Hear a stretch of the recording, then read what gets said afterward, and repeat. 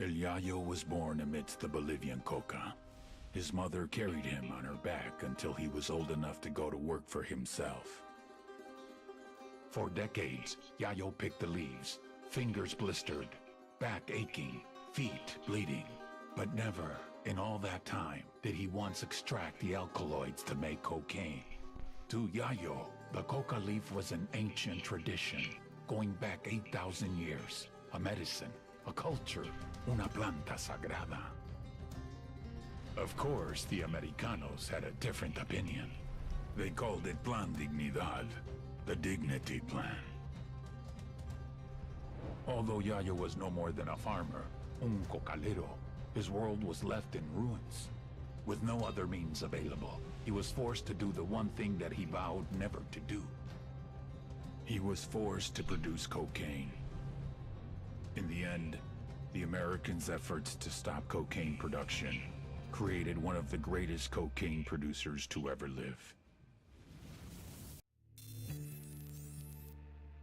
The Santa Blanca cocaine production pipeline, led by El Yayo. It all starts in the fields with the harvesting of the Erythroxylum novogranitens, aka the coca plant. Of the 200 known species of Erythroxylum, only 2 contain usable levels of cocaine, so you have to know what you're planting. El Yayo knows what he's planting. First, his people strip the leaves off the plant. Then the leaves are dried, finally chopped, and sent to the lab. That's where this chick comes in. La Gringa here is an American chemist with Mensa-level IQ and sub-zero morality numbers.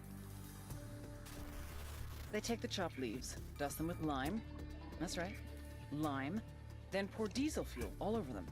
Stir for 3 days. You can use a washing machine or a cement mixer, but Santa Blanca does it by hand. Then, they mix all this shit with sulfuric acid, a dash of caustic soda, and bam, cocaine paste. You dry it, chuck in more acid, and pretty soon, you got powder. But now you have to purify it because no one wants to snort yellow powder. It's gross. So, a little more acid, some potassium permanganate, pyrolusite. Hungry yet? Filter it with ammonia, and beautiful, pure white cocaine. But everyone knows how to do this, right? What makes Santa Blanca so special? What makes SB a brand? Because they figured it out. How to mass produce a custom product. Plant genetics, logistics, mechanization, state-of-the-art labs, reduction of redundancies, quality control, purity of chemicals, and of course, the secret sauce. They're geniuses. They've taken coke production into the 22nd century. What Henry Ford did for the factory, they've done for the lab. They're innovators, they're pioneers, they're SB.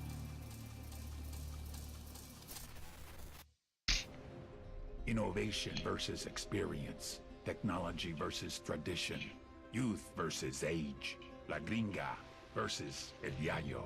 I had been hoping they would complement each other, but they could not get along. They were too different. I have been producing cocaine this way for years. That's exactly the problem. Our product was so good, the demand was only increasing. We couldn't keep up. I don't care how you do it. Science, tradition, or voodoo. Just make more. Or I'll find someone that can.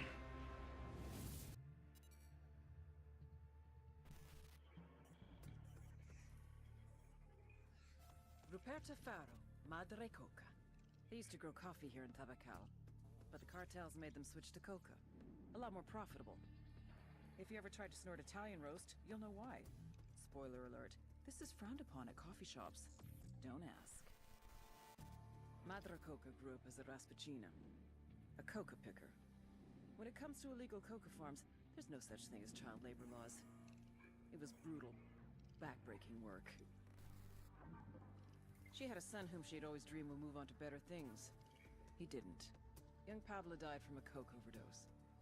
How does a mother who grows coca deal with growing the product that killed her own kid? Most people see the error of their ways and move on to something else. For Madre Coca, it was the exact opposite. She took out her anger on the people of Tabacal, forcing them to endure the same hardships she had experienced. And like any tyrant, she expanded her empire.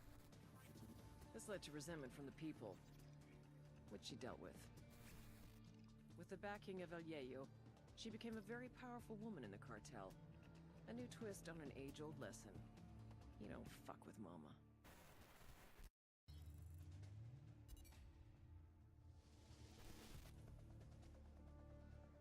Intel on this guy is sketchy at best. The cartel and the Bolivians call him El Comandante. Age unknown, birthplace unknown, real name unknown. An officer in Unidad, Bolivia's military police, El Comandante made a name for himself hunting down rebels. The rebels had something of a foothold in Media Luna until El Comandante and Unidad arrived in force. It was a slaughter. Rumor has it our boy personally took a few scalps as souvenirs. On paper, he's a lieutenant colonel. In reality, he wields the kind of authority reserved for legends. And he's been using that authority to put Unidad to work for Santa Blanca. But the way he's been insinuating Unidad into the cartel's operation should make Sueño worry. If it were up to him, Sueño wouldn't work with anyone from Unidad. His problem is the rebels. You can't fight what you don't know. And if there's one thing El Comandante knows, it's the rebels. Without him, Media Luna would be in rebel-controlled territory. Like all good frenemies, Sueño keeps a close eye on El Comandante, careful never to let down his guard.